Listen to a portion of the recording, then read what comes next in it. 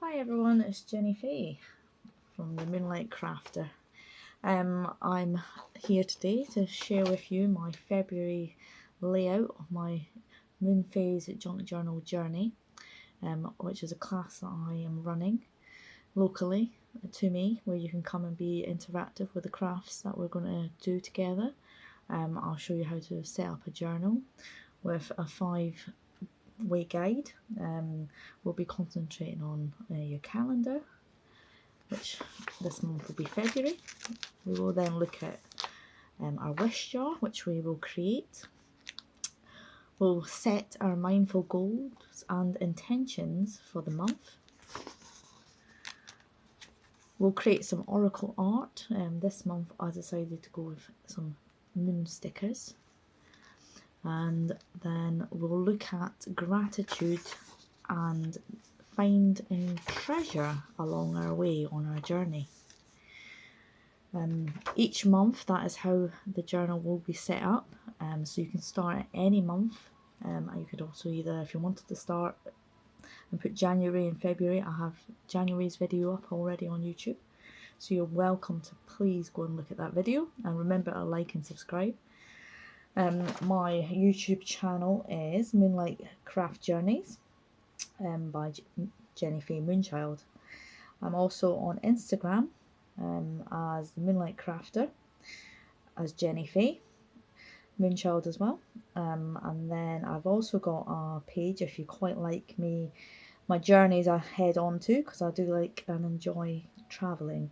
So you can also head to Moonlight Glamping Journals at the Moon Fay Farm. And the Moon Fay Farm, I've decided to put the two Instagrams together to create, so you can see my animals. I have quite a few pets, which I do love, and I love to share my pets and share it with you all. So a little bit about my home life with my pets and my travelling. I go on different journeys in nature. I like to find the fairies. I like to sit just with the trees, go to the beach and find shells and do really nice things, you know. That's part of my positive journey. So that's that. Also as well, I have the Ivory Bridge Crafters, which have been running for 12 years. So it's also on Instagram and Facebook, and you can also follow me on Facebook as Jenny Fay. I have a blogging page which I keep you up to date with all my workshops and what we're doing with my craft group as well, which is quite nice if you like crafting. I'm always got something exciting in the bag to share with you all. Try and do something every week different, and that is just part of who I am. I like to explore new mediums and creative crafts.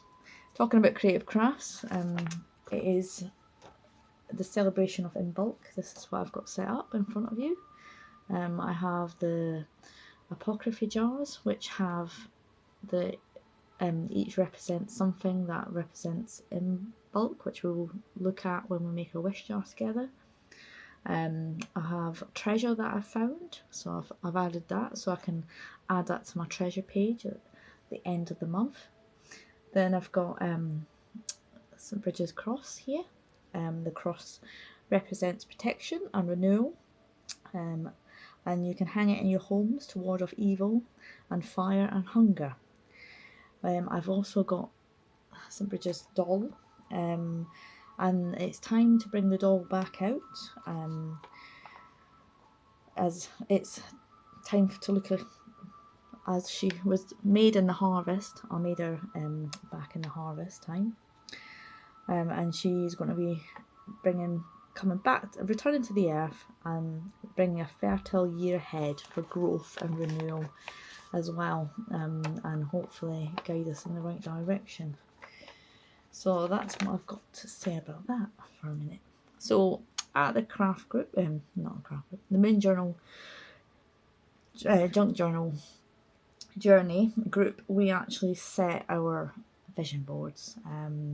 We started off in the February, which is what I'm starting now. I did a video on January, like I said earlier. So this was my vision board. which I created on my front cover. So I was thinking about like what I want to bring in at this time of year, and I really wanted to share my moon journaling with you, and this is what I came up with. And you know, I see myself as a moon queen. I've added the elements here with a little printer that I have, which is like embosses the words, whatever you write, which is quite handy for crafting. I've got a lot of fire energy coming in with the magic. I'm actually Cancerian, a water sign, so to bring fire in is something really important to me right now. It's sort of giving that passion, positive passion, sharing with you all, crafting with journaling, in a really amazing class of people, and everybody created something that was meaningful to them. I've actually got some other vision boards that I was going to quickly share with you, but they're a little bit bigger, so I don't know if I'll get the thing on the full page. So here's one here I created. This one here actually for my grand's table, which is something I own. It's an antique table that my gran left to me when she passed away. I would like to bring in some abundance. I think that's really important. I'm really looking forward to, I don't know if you can see that, seeing some waterfalls this year.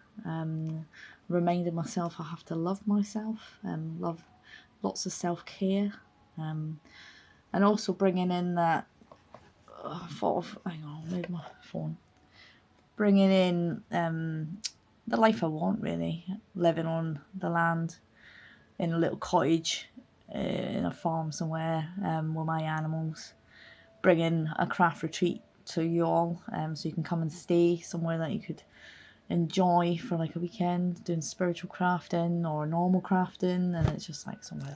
So I dream that I would like. And the number is 2222 up the top, which something that always seems to come up for me, and I do believe it's a part of my life purpose. It's very heavy, that book. I've also got one here, a little bit more about starting life on the farm. So like, you know, you can actually look at your vision board and then add two things, like, you know, like, okay, I'll do a spread on living off the land, doing my veg, making, you know, a really, you know, important things like taking the plunge. You know, if you don't put your mind to the goals, then they won't happen. So little things will bring them in. So all you need to do to create a vision board is basically get a magazine, any magazine. You can have home, garden, craft, whatever you've got lying around. The ones that come in the door are sometimes quite useful. I often find you get some nice pictures. There's some free magazines you pick up, and basically cut out things that you like. Here's some little bits here. I really like the bathtub look. It's nice, isn't it? Imagine that in, you know, in a little cottage. So a pink bathtub, perfect. It's like, yeah, just what I need. And then I bring out words. So this one's success. So it's bringing in that success into my life of things that I want to bring in. So vision boarding is about putting your ideas into, it's a visual representation of the things you want to do and bringing your ideas together. And then I've used vision boards for about 8 years now, and they're absolutely brilliant. One good thing about them is they're